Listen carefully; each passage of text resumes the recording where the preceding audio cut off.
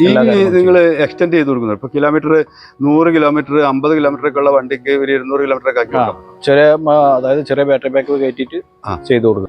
പ്രിയമുള്ളവരെ, EV കുറിച്ചുള്ള ഒരു ചെറിയ ന്യൂസ് അപ്ഡേഷനാണ്.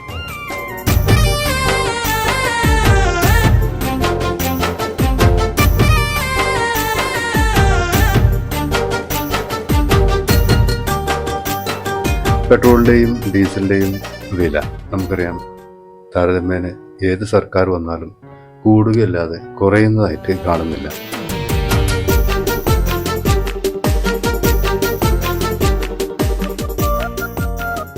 കോട്ടക്കലിൽ ഒരു പുതിയ സ്ഥാപനം തുറന്ന് പ്രവർത്തനം ആരംഭിച്ചിട്ടുണ്ട്. EVOX എന്ന് പറയുന്ന ഒരു സ്ഥാപനം. EVയെ കുറിച്ച് നമുക്ക് വിശദമായിട്ട് തന്നെ ചോദിച്ച് മനസ്സിലാക്കാം. എന്താണ് പേര്? എൻ്റെ പേര് ഷുഹൈബ്. എന്താണ് നിങ്ങൾ പ്രൊവൈഡ് ചെയ്യുന്നത്? എന്താണ് ഇവിടെ നമ്മൾ ബാറ്ററിൻ്റെ എല്ലാ കേസുകളും, അതായത് EV വണ്ടീസിൻ്റെ ബൈക്കായാലും കാറായാലും, ഈ ഓട്ടോറിക്ഷ ആണെങ്കിലും നമ്മളെ എയ്സ് ആണെങ്കിലും EV ഏതൊക്കെ വണ്ടി ഉണ്ടോ ആ വണ്ടിൻ്റെ എല്ലാ കാര്യങ്ങളും നമ്മൾ ചെയ്തു കൊടുക്കും.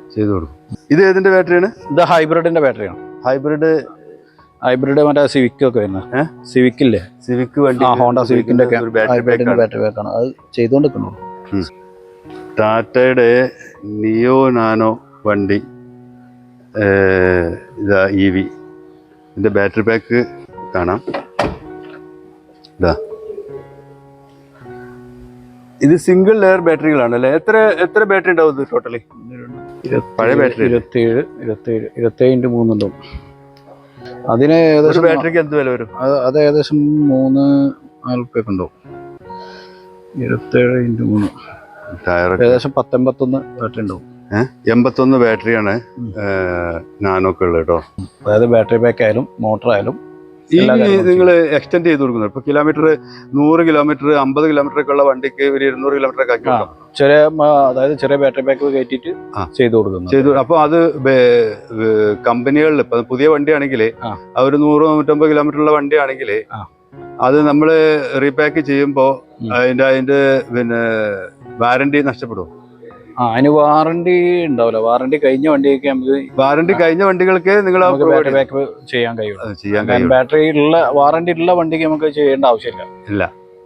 നമുക്ക് ആവശ്യം വന്നാൽ ചെയ്ത് കഴിഞ്ഞാൽ അതിന്റെ വാറണ്ടി നഷ്ടപ്പെടും. അഡീഷണൽ പാക്കാണ് കയറ്റുന്നത്. എന്നാലും ചിലപ്പോൾ ഇൻ കേസ് ചില കമ്പനികളൊന്നും അപ്രൂവൽ ആകൂല. ഇപ്പൊ നമ്മള് ഒരു 100 കിലോമീറ്റർ 150 കിലോമീറ്റർ ഓൾറെഡി കിട്ടുന്ന ഒരു വണ്ടിക്ക് നമ്മൾ ഒരു 200 കിലോമീറ്റർ ആക്കി കൊടുക്കുകയാണെങ്കിൽ ആ വണ്ടിയിൽ മാച്ചാവുന്ന ഒരു ബാറ്ററി ആണല്ലോ നമ്മൾ സ്വാഭാവികം സെറ്റ് ചെയ്യുന്നത്.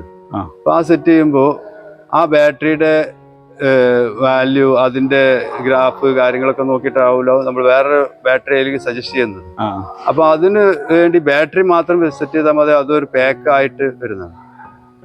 അത് അതിന്റെ മോഡിഫിക്കേഷൻ സോഫ്റ്റ്വെയറും കാര്യങ്ങളൊക്കെ ചെറുതായിട്ട് ചേഞ്ച് ചെയ്യും. ചേഞ്ചിങ് വരുത്തും. അത് പിന്നെ ഈ വണ്ടിന്റെ ചലനത്തിന്റെ കാര്യത്തിനൊന്നും ബാധിക്കുന്നില്ല. ഇല്ല. അത് എത്ര ആംപിയർ വോൾട്ട് അതേപോലെ തന്നെ ആവും. ആംസ് കൂട്ടി കഴിഞ്ഞാൽ തന്നെ നമുക്ക് മൈലേജ് കൂട്ടാം. ആംസ് ആണ് കൂട്ടുന്നത്. അതെ. ഇപ്പൊ സെയിം ബാറ്ററി തന്നെ ആവും അതോ വേറെ ഏതെങ്കിലും കമ്പനിയുടെ ബാറ്ററി? അല്ല, നമ്മള് മാനുഫാക്ചർ ചെയ്യുന്ന നമ്മൾ തന്നെ ഉണ്ടാക്കി കൊടുക്കുന്ന സൊല്യൂഷൻ ഉണ്ട്. ഒരു പഴയ വണ്ടി, അതായത് വാറണ്ടി ഗ്യാരണ്ടി എല്ലാം കഴിഞ്ഞൊരു വണ്ടിയാണെങ്കിൽ നമുക്ക് എന്ത് ചെയ്യാം, ബാറ്ററി പാക്ക് ഫുൾ ആയിട്ട് അങ്ങ് ചേഞ്ച് ചെയ്യാം.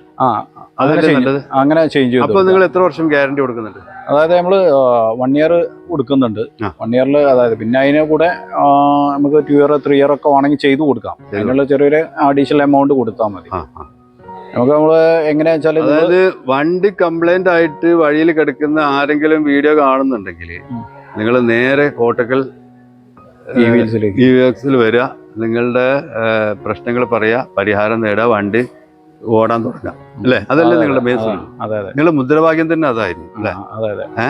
അതായത് ഇപ്പൊ കംപ്ലൈന്റ് ഇപ്പൊ റോഡ് സൈഡിലൊക്കെ EV എടുക്കുന്നുണ്ട്.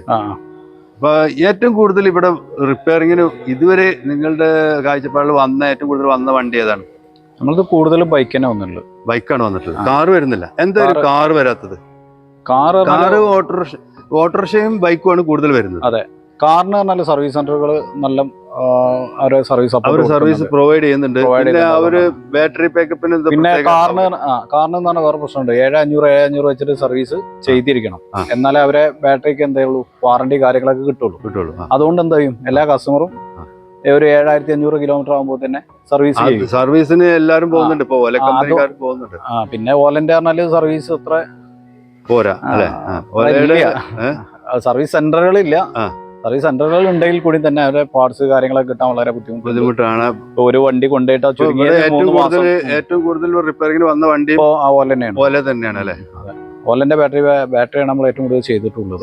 ഇപ്പൊ ചെയ്തുകൊണ്ടിരിക്കുന്നത് തന്നെയാണ്. ഓലന്റെ ഡിസ്പ്ലേയുമായി ബന്ധപ്പെട്ട് എന്തെങ്കിലും ചെയ്യുമോ? അതോ ഓലന്റെ എല്ലാ വർക്കും നമ്മൾ ചെയ്തു കൊടുക്കും. എല്ലാ വർക്കും. അപ്പൊ ഓല ഉപയോഗിക്കുന്ന ആരെങ്കിലും ഉണ്ടെങ്കിൽ പ്രിയമുള്ളവരെ നേരെ കോട്ടക്കൽ EVസിലേക്ക് കയറുക, വണ്ടി ഓടിയാൻ തുടങ്ങുക. ഓല ഇപ്പൊ സെക്കൻഡ് ഹാൻഡ് ഒക്കെ 50 രൂപക്ക് 25 രൂപക്ക് കിട്ടുന്നുണ്ട്. അത് ഇവിടെ കൊണ്ടുവന്നു കഴിഞ്ഞാല് നമുക്ക് ചെയ്തു കൊടുക്കാം. Battery pack full battery pack ഇട്ടിട്ട് വണ്ടി ഓടുന്ന കണ്ടീഷനിലാക്കാൻ എത്ര ചാർജ് വരും ഏകദേശം? ഒരു അത് ബാറ്ററിന്റെ അവര് തരുന്ന ബാറ്ററി പാക്ക് എങ്ങനെയാണോ അതിനനുസരിച്ചിരിക്കും. കാരണം എന്ന് പറഞ്ഞാല് ബാറ്ററി പൊറ്റ ഡൗൺ ആണ് എന്നിട്ട് ശേഷം ഏകദേശം ഒരു 30-40 ആ റേഞ്ചിൽ നമുക്ക് ഒരു 1 ഇയർ കൊണ്ട് 1 ഇയർ വാറന്റിയോട് കൂടിയിട്ട് കൊടുക്കാം. അപ്പോ കാറ് കൂടുതൽ മെയിൻ്റെനൻസ് വരുന്നില്ല. അത് എന്താണ്? വാട്ടർ സപ്ലൈ, വാട്ടർ സർക്കുലേഷൻ അങ്ങനെ എന്തെങ്കിലും ഒക്കെ ഉണ്ടോ അവര്? അവരുടെ ഒരു കൂളന്റ് ഇതാക്കുന്നുണ്ട്. ഈ ഓട്ടോറിക്ഷയിലും ബൈക്കിലും കൂളന്റ് ഇല്ല എന്നുള്ളത്. അത് പിന്നെ സിങ്ക് ആണ്, ഹീറ്റിങ്ങിന്റെ സിങ്ക് വെച്ചിട്ടുള്ള കൂളിംഗ് ആണ്, എയർ കൂളിംഗ് ആണ് മെയിൻ. എയർ കൂളിംഗ് ആണ് കാറിൽ ചെയ്യുന്നത്. വാട്ടർ കൂളിംഗ് ആണ്.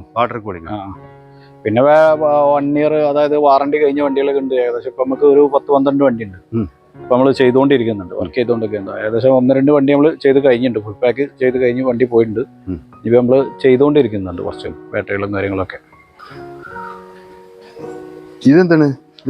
ഇത് സെല്ലുകളാണ്. ഇത് നമ്മള് നാനോ, ടിഗോർ, പിന്നെ RAV4 ബാറ്ററികൾ. ഇതിനൊന്നിന് ഏകദേശം 300 രൂപേന്റെ അടുത്ത് വരും. 3000 രൂപ. ഇതില് 900 മുതലുള്ളതുണ്ട് ഹാഫ് മാർക്കറ്റില്. അതിൽ നോക്കി ആച്ചും കാര്യങ്ങളൊക്കെ നോക്കി എടുക്കുകയാണെന്നുണ്ടെങ്കിൽ നെക്സോണിന്റെ ഊരി വെച്ച സെല്ലാണ്.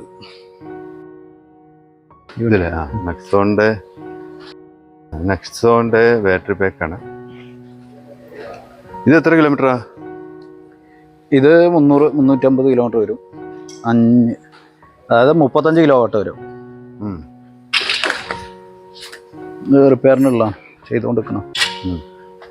ഇതിപ്പോ ഓരോന്ന് 1 by 1 ആയിട്ട് ചെക്ക് ചെയ്യണം അല്ലേ?